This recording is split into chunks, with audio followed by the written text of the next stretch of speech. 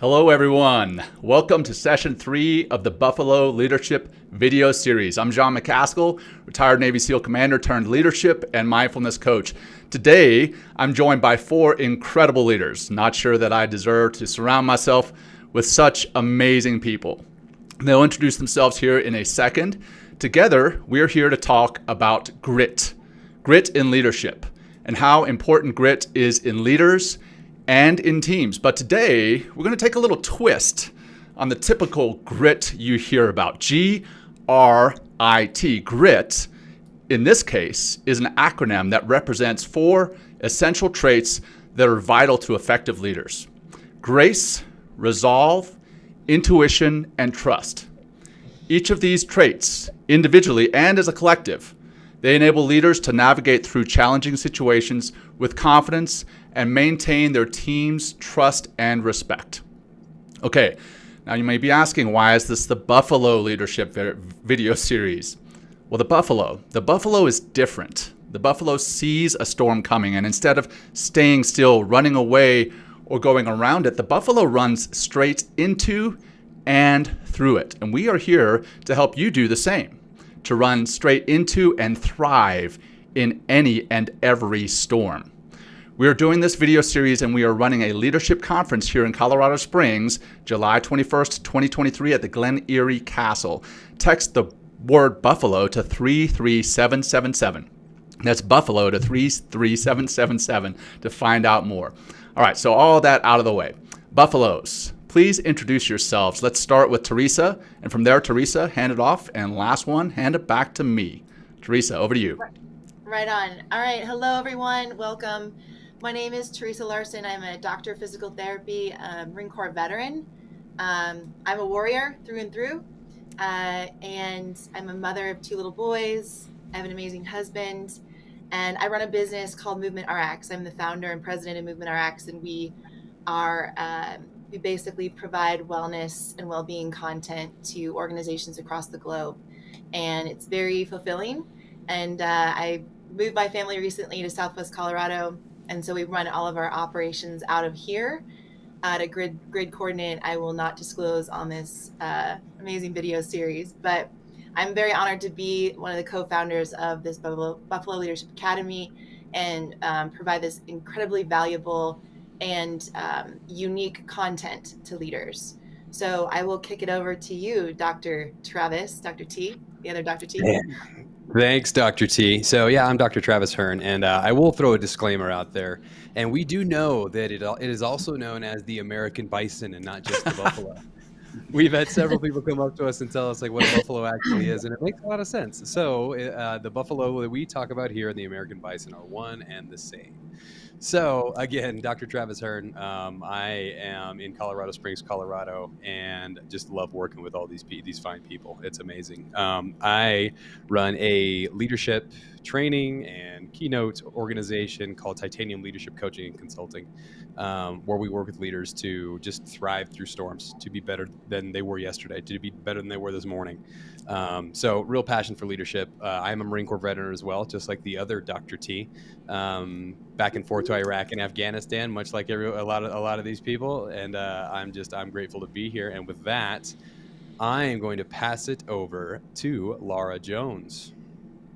Thank you, Dr. T. Well, yes, my name is Lara Jones, and I am the founder and CEO of Be a Legend. We are a leadership sales and marketing company, and we enhance leadership performance, sales performance, and also have many different marketing strategies and help on that level with any size of organization. It keeps me very busy, but I'm also trained as a neuroscience coach, and I help a lot of executives get to the next level, enhance their performance on an individual basis or as a team. With the neuroscience part, I have a bachelor's and master's in psychology. So a lot of that training is deeply, heavily embedded into the programs that we've designed and developed as a company. So, and also on the side, I'm also an athlete. So I'm very busy. And with that, I am going to pass it over to Philip. Hey guys, welcome. Thank you for joining us. My name is Phillip Koontz. I am a former Navy SEAL combat veteran, For the last 9 years, I've been a public speaker, author, and an executive life and business coach.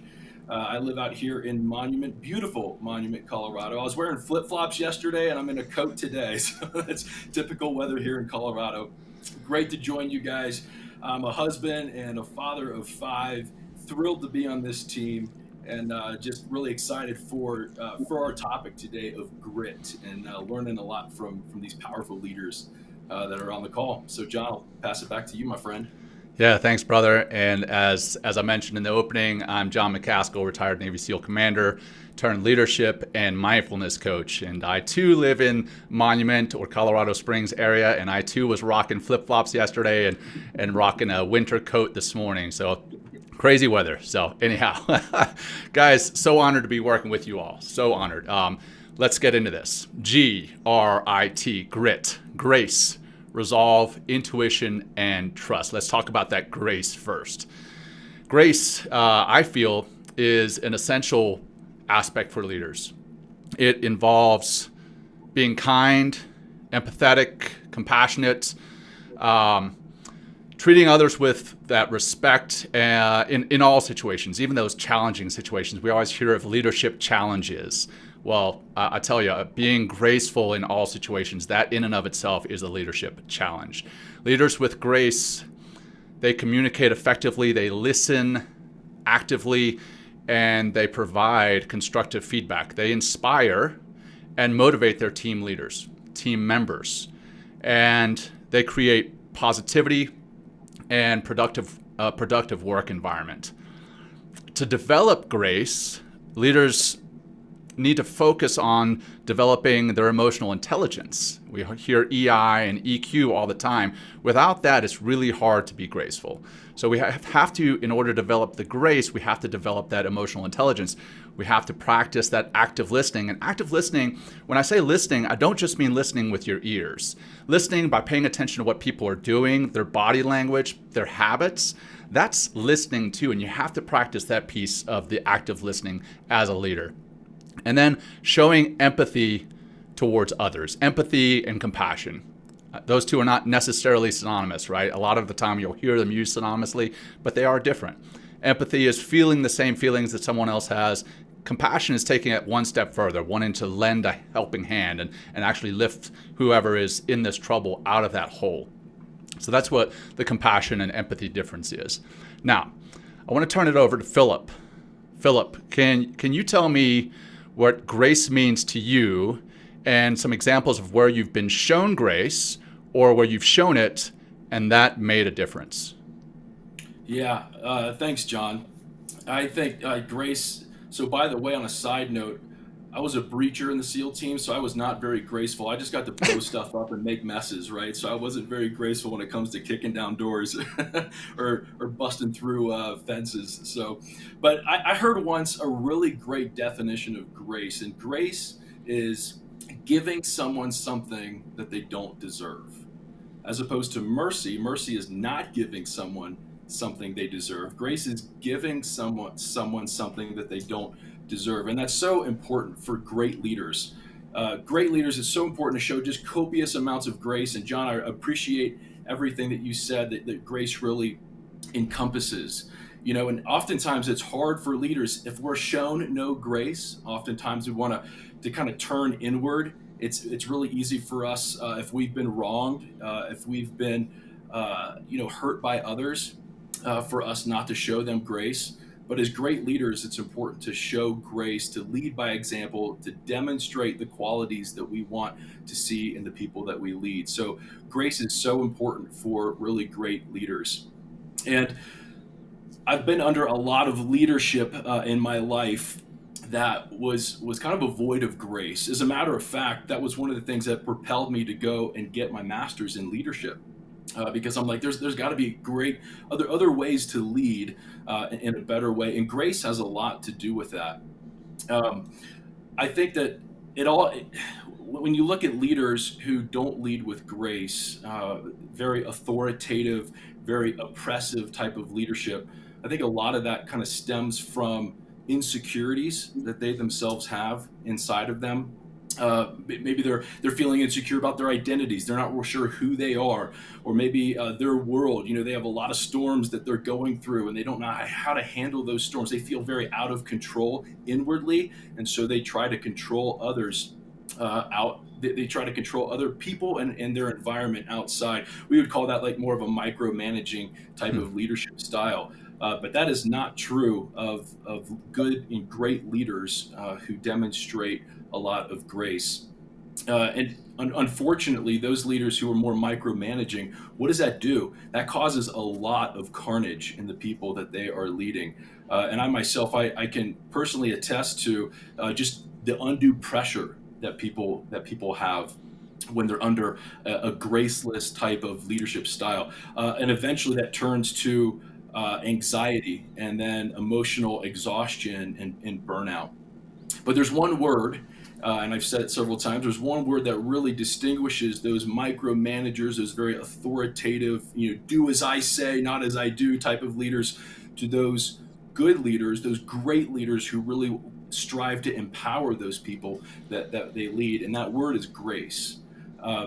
Graceful leaders, they empower others. They almost normalize mistakes. I've been in the military. We can all agree that it's a very punitive type of environment where you make a mistake and you got to pay the man. It's very punitive. But with grace and leaders who really express and show a lot of grace, they're willing to get messy. They're willing to get messy. They normalize those mistakes. They say, hey, you know what? It's okay if you make mistakes. As a matter of fact, I expect for you to make mistakes, but we're going to learn from those mistakes. I'm going to have grace with you. We're going to learn from those mistakes, and then instead of really chastising them for those mistakes as well. So a graceful leader, a leader who demonstrates and leads with grace, they create a safe environment. They create an environment where it's really helpful for their people to learn and to grow instead of being under a lot of this undue type pressure.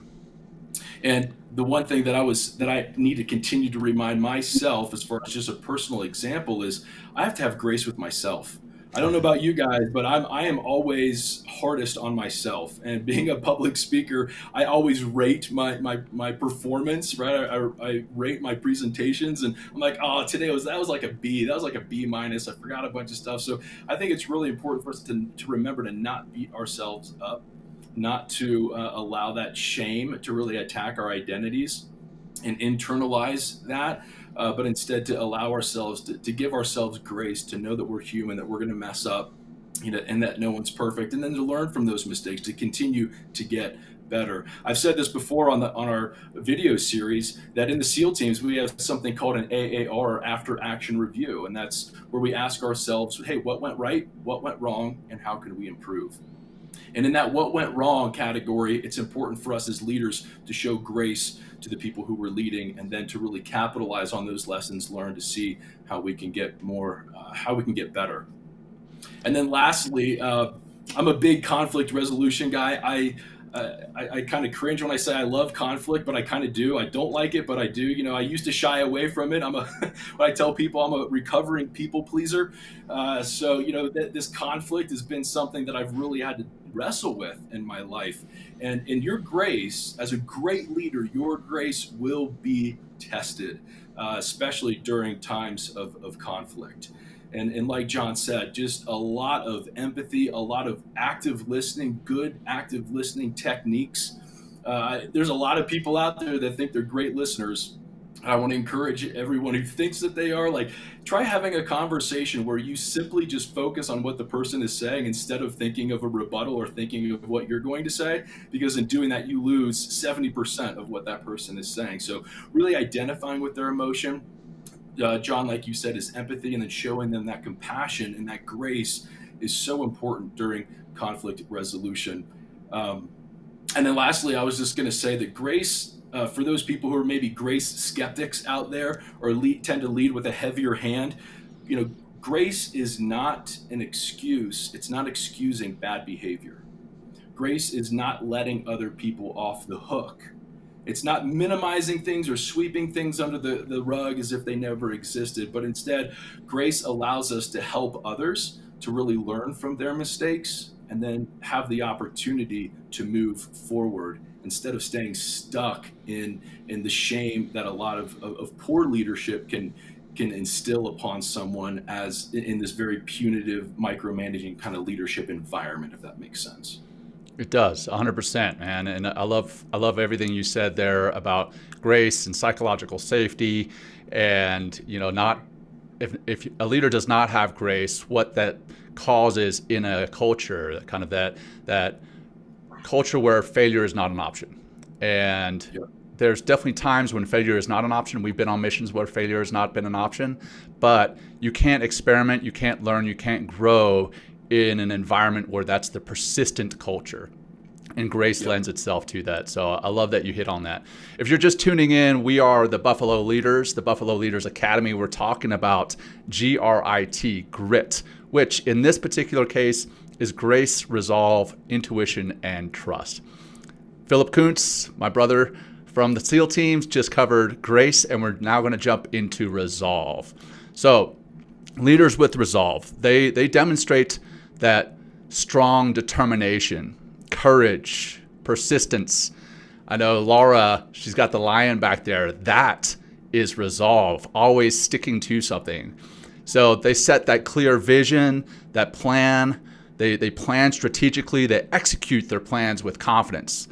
Leaders with resolve, they do not give up. They don't give up easily. They don't use setbacks as excuses. Rather, they use them as opportunities to learn and grow, to develop resolve.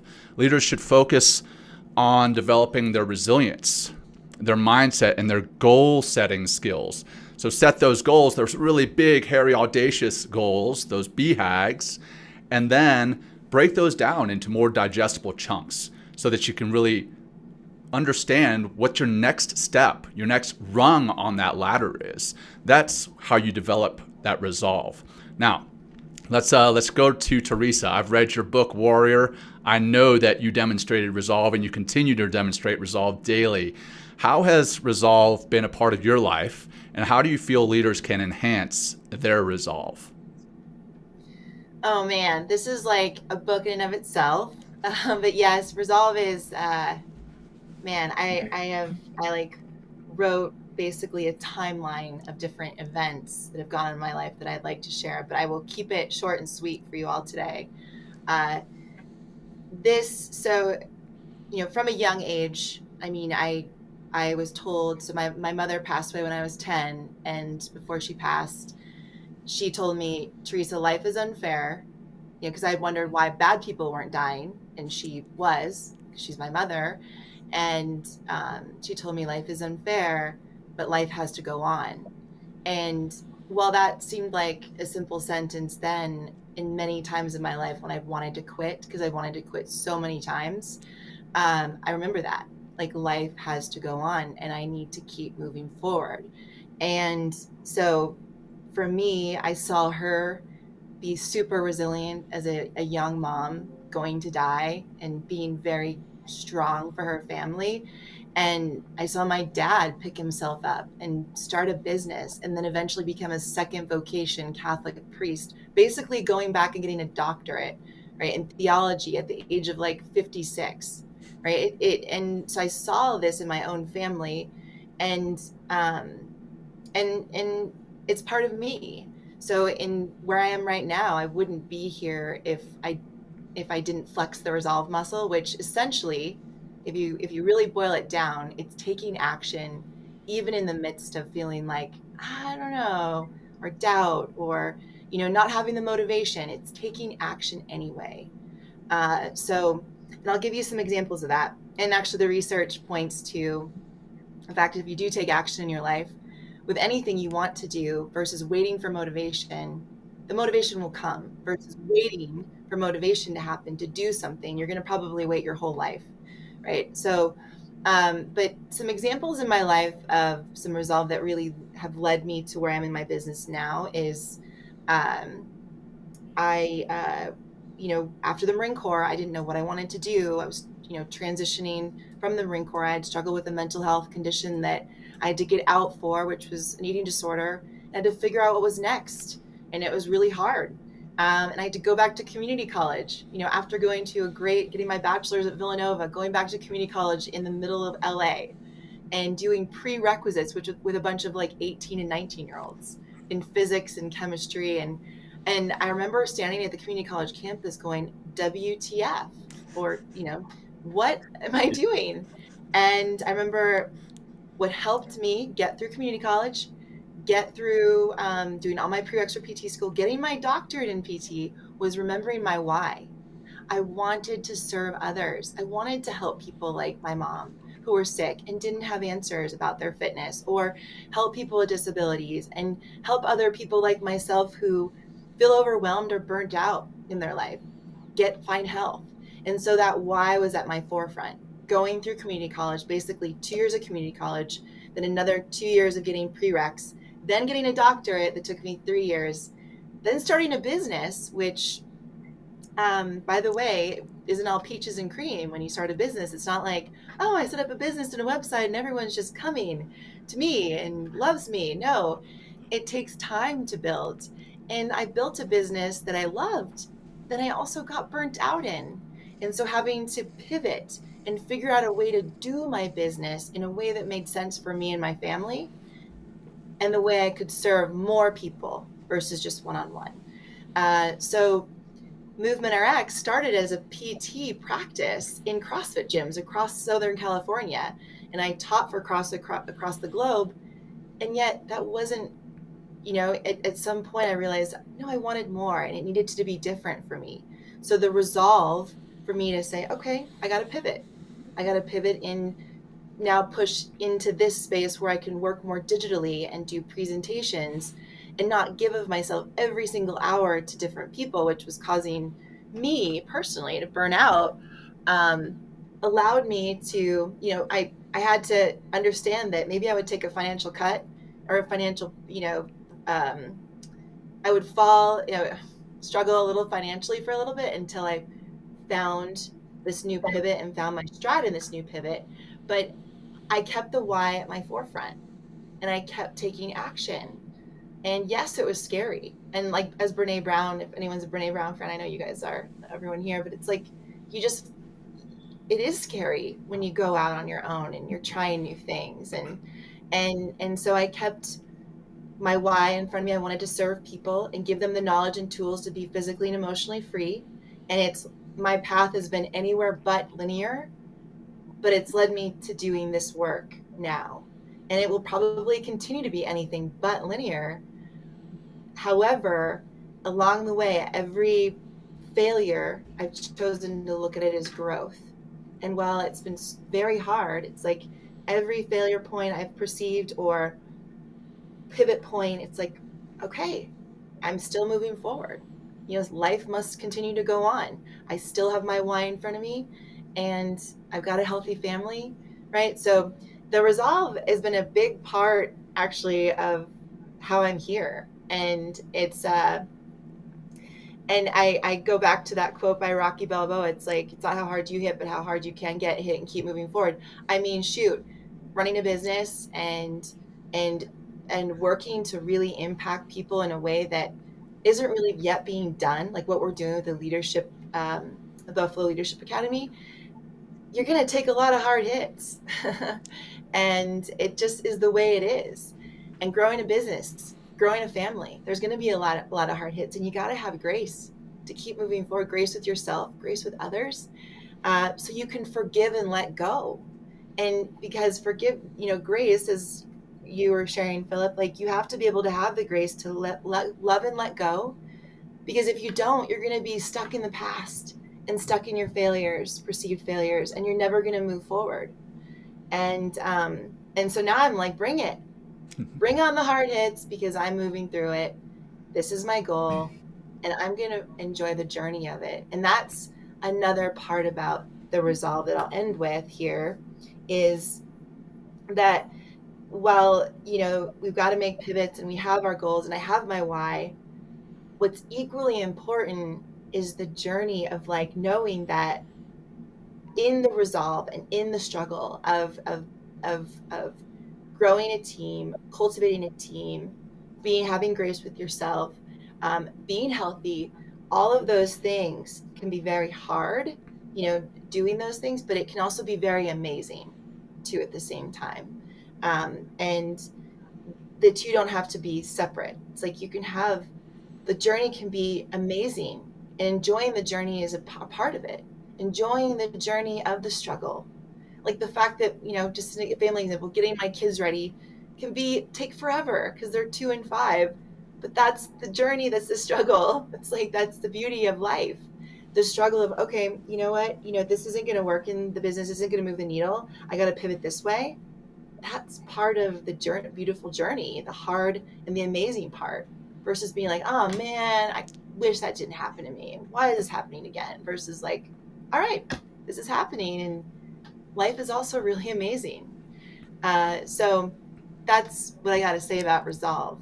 I love it. I love it. And I love that you brought Rocky Balboa into the conversation. I mean, come on. I'm a fan of that quote and everything Yes. boxing. So, and I like to think of resolve as the combination of grit, not the acronym that we're talking about here, but the word grit, and resilience. And I love everything that you talked about there, because everything you discussed did involve a piece of grit and a piece of resilience, and that's resolve. So I love that. And again, for those of you who are just joining us, if you don't know what we're talking about, or if you don't know who we are some members of the Buffalo Leadership Academy, and we're talking about grit, but not your typical way of looking at it. G.R.I.T. That's grace, resolve, intuition, and trust. So we just had Theresa cover the resolve piece, and this is going to be available later for everyone to watch, but we're going to move on to intuition now. So intuition, it's defined as, if you will, the ability to understand and perceive situations beyond the surface level. Leaders with intuition can anticipate those challenges, identify ways to overcome those challenges, identify opportunities, and make informed decisions quickly. They have a deep understanding of their team members and can connect with them on a deeper level, a personal level. To develop intuition, leaders have to focus on developing their self-awareness, coming back to the EQ and EI that we were talking about before, the grace. Something that I love talking about, mindfulness. You have to work on being mindful. And I don't necessarily mean meditating, but just being present in the moment, aware, self-aware, and aware of your surroundings. And then reflection skills. You have to work on developing those.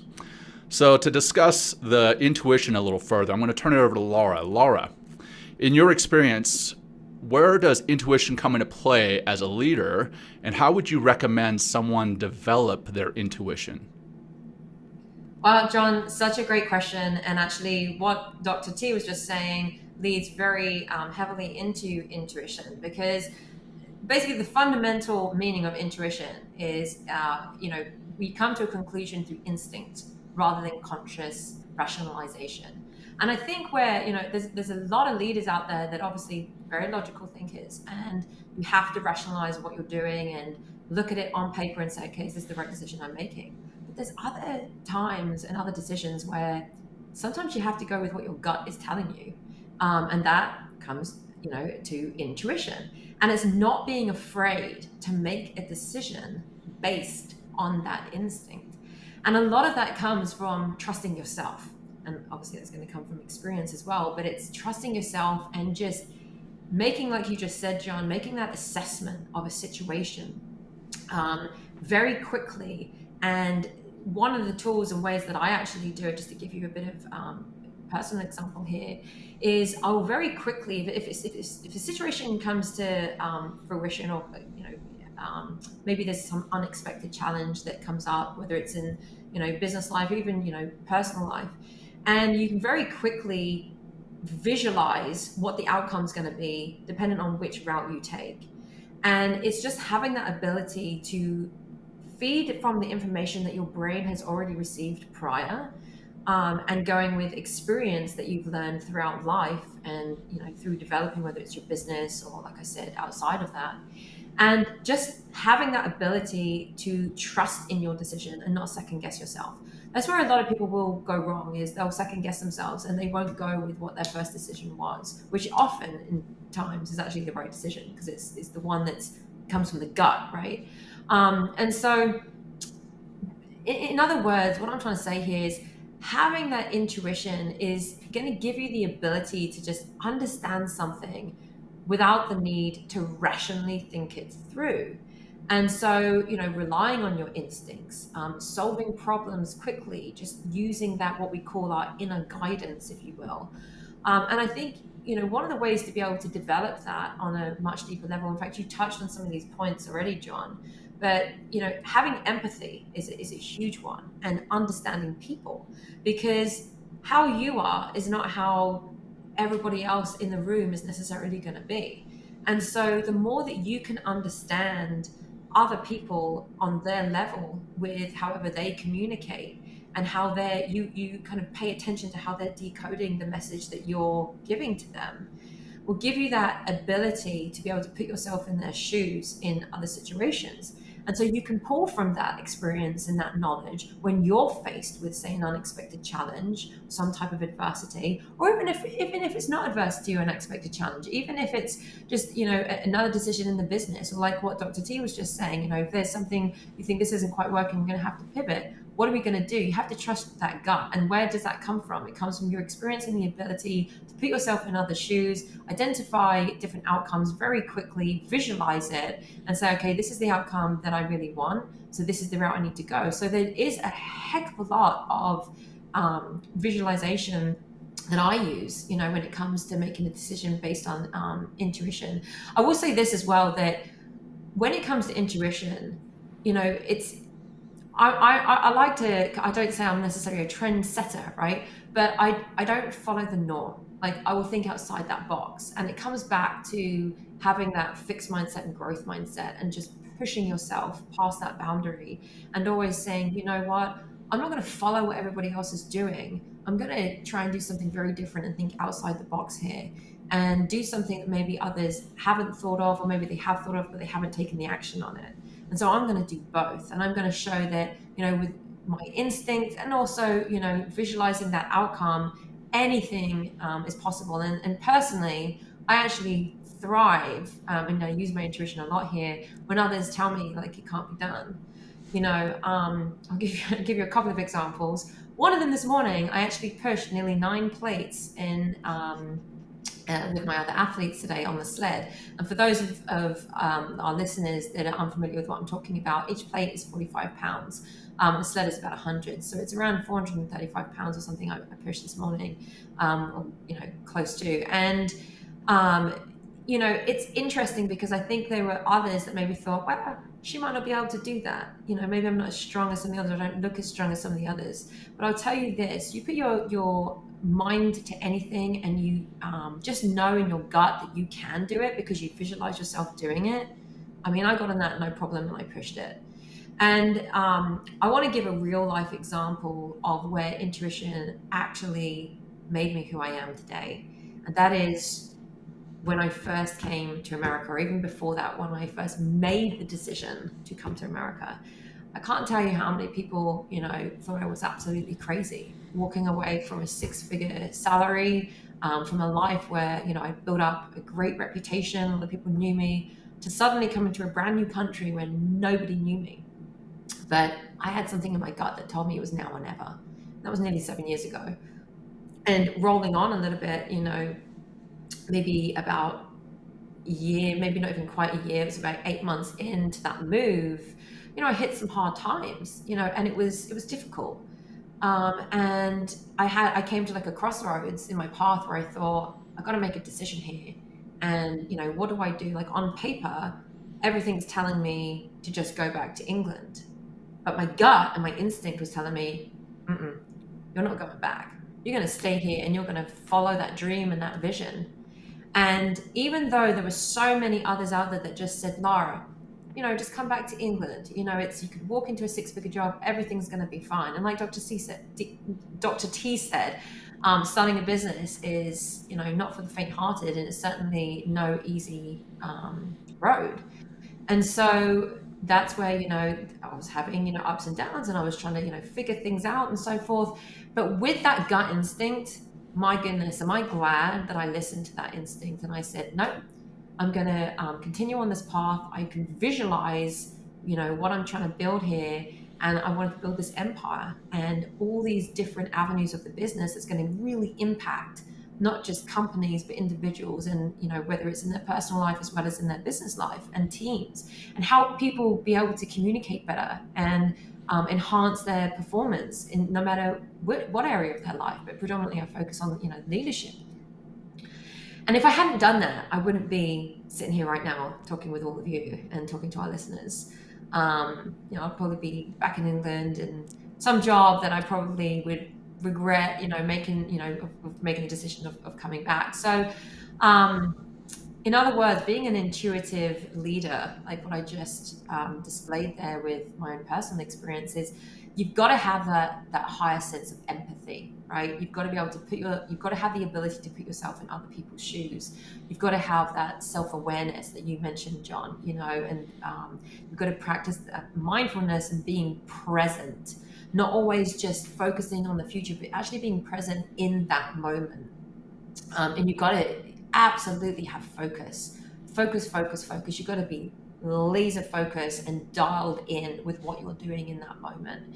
And, just to add a couple more things to that, if you're able to do that and pull from various experiences in your life, from prior knowledge that your brain's got, and just making that decision quickly, not second guessing yourself, and just piecing it together very quickly.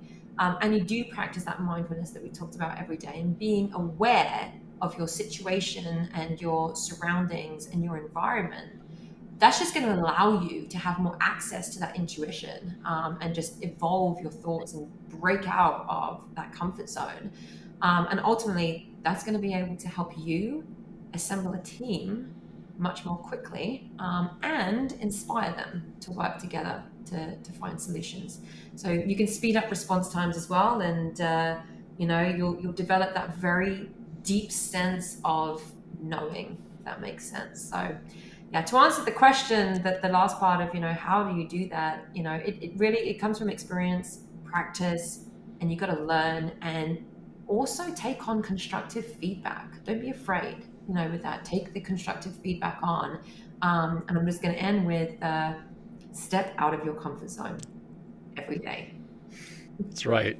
Laura asked me a few weeks ago, she drew a couple of concentric circles, and inside the middle circle was your comfort zone. She said, how do you feel when you're inside this comfort zone? And I think she expected me to say, well, I feel like I'm loving life and I'm very comfortable and happy. And I said, you know what? I feel uncomfortable in my comfort zone. I want to push myself. I want to push my team. I want to push my colleagues and friends and family even, because I think that's what makes us better and ties us together. And I love that you brought in the example of your starting your business here in America, bringing yourself over here with not knowing anyone, because that actually ties into what we're doing here today, right now. The five of us didn't really know one another 6 months ago. And we have an intuition as a group that we wanted to do this Buffalo Leaders Conference, which has now evolved into the Buffalo Leadership Academy. And we're not guaranteed that this is going to be a success. But I tell you what, I can feel it in my gut. And I see the heads shaking up and down here in the boxes. We can feel it because that intuition is strong, and we've developed that over time. So I love that. So again, for those who are just joining us, we are the Buffalo Leaders from the Buffalo Leadership Academy. We're talking about grit and how important it is for leaders. But again, and for those who have been tuned in since the beginning, forgive me as I keep reiterating this, but I want to make sure those who are tuning in late hear this. We're talking about G.R.I.T, grit as an acronym: grace, resolve, intuition, and trust. So Lara, thanks so much for what you just covered on trust. And now we're going to get into the foundation of so much leadership, the foundation that I honestly think a lot of the grace, resolve, and intuition is built upon, and that is the trust. So no pressure, Travis, when I turn it over to you here in a second, because it's the foundation, or at least I believe it's a big foundation of so much. So let's talk about trust. As I mentioned, trust, foundation of any successful team. With Philip and myself, when we make entry on a room that's going in to, shoot the enemy potentially, we line up with other people with weapons behind us.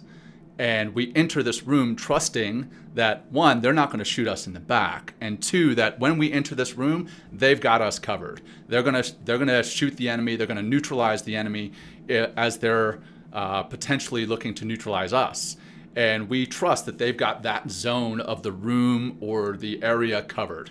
So trust in the SEAL teams is huge, not just as we're entering a room, but also with our gear, right? And Philip, I can see you smiling already. We have these rooms that are just full of cages of our stuff. And they've got locks on them, and you can lock them. But more often than not, you walk into these rooms that are just giant locker rooms, and these cages are left open with all our gear there because we trust one another. We trust one another, and we can do that. And that trust bleeds over from the locker room and from lining up in the stack outside the room before we take it into everything that we do, into our lives. So leaders who prioritize that trust building, they create that safe and secure work environment. Philip touched on that before, that psychological safety and how important grace is in developing that. Leaders with trust are transparent. Lara touched on having that beginner's mindset or that growth mindset, that versus that fixed mindset. The fixed mindset, the people are not willing to admit that they don't know everything. They want to be the smartest person in the room, or at least be perceived as the smartest person in the room. So we have to be transparent. We have to communicate openly, and that's both ways, and demonstrate integrity in our actions. One of the first things we learn when we go through military training is integrity. If you ask most people out in town, hey, what values do you see in a military member? You're going to see courage, honesty, integrity mentioned quite often. So we have to have that integrity demonstrated, not just in what we say, but everything that we do. And then they're also accountable for their decisions and take ownership of their mistakes. I know Philip always likes to say, hey, what's the 3 words that are so important in the SEAL teams? I screwed up, right? Admitting that you've made some type of mistake. That shows that you're open to being vulnerable. I see mentioned over in the comments here, grace is not a sign of weakness, grace is a strength. Well, vulnerability is a strength as well. So we have to be able to admit and own up to our mistakes. And then finally, we need to focus on building that strong relationship with our team members, setting clear expectations, and then leading by example. Not ever asking our people to do something that we're not willing to do ourselves. All right, now, Travis, you're about to be in the spotlight. Trust is something we really try to live and breathe in the military, as I mentioned. And sure, there are definitely those who do not live up to that, do not exhibit it. But for the most part, the military really tries to instill that sense of trust in all of us. What general examples do you have of trust deepening your faith in a leader, and or the opposite? And how does one build trust? Yeah, John, no, I'm glad you saved this last one for me. This is huge for me. Trust is like without trust, a leader really has nothing. So in the Marine Corps, Dr. T, the other Dr. T, our motto is Semper Fidelis. So what that translates to is always faithful, which can be very, very synonymous with trust. And my battalion commander, when we were in Iraq and Afghanistan, I showed up to our unit, 1st Light Armor Reconnaissance Battalion, as this 23-year-old, wide-eyed, didn't have a clue what I was doing in life in general, but I was a Marine and I was ready to go wherever that go may take me. And I met our battalion commander, I didn't know him from anybody, but he was in charge of our entire battalion. So just looking at him, he just exuded this power that you would think of in a Marine Corps lieutenant colonel. But there was something different about him as well. You could tell that he really truly cared about us. He cared about what we thought.